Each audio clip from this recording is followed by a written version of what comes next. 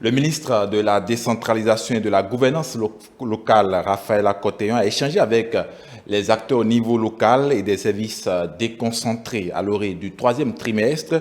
Les performances des 2 précédents trimestres ont été évaluées et le projet de budget de 2023 élaboré et présenté. Le point avec Jeannot Dopéon et Edouard Kakpo. C'est un dialogue de gestion qui a réuni différents acteurs de la gouvernance locale. Il a été question d'une évaluation sur la gestion du secteur de la décentralisation au regard des différents résultats planifiés pour le compte de l'année 2022. Le projet du budget 2023 a été présenté afin de poursuivre l'amélioration des conditions de vie des populations à travers le renforcement des services sociaux de base, la protection et le développement équilibré et durable de l'espace national. Dans ce cadre, et en vertu des exigences de la loi organique numéro 2013-14 du 27 septembre 2013 relative aux lois de finances et des réformes qu'elle a induites, nous avons élaboré à bonne date, en relation avec la Direction générale du budget, tous les principaux documents budgétaires de notre secteur, notamment le document de programmation pluriannuelle de dépenses, les projets annuels de performance des programmes budgétaires et enfin le tableau de budgétisation, autrement appelé PTA, dont le projet sera transmis au bureau d'analyse et d'investigation pour analyse avant la fin de cette semaine même.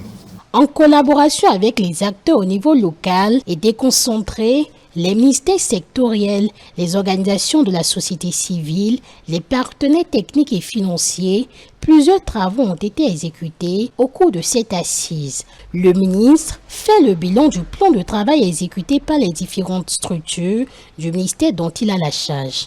Il ressort des travaux préparatoires au présent atelier que le budget du ministère est exécuté à 84,91% base engagement et à 80,90% base ordonnancement, hors dépenses du personnel, pour une cible de 75% à fin septembre.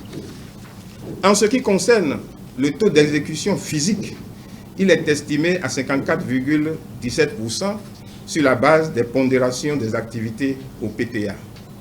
Plus spécifiquement, le programme d'investissement du ministère est exécuté à 82,06% base engagement et à 78,26% base ordonnancement pour un taux d'exécution physique de 71,81%.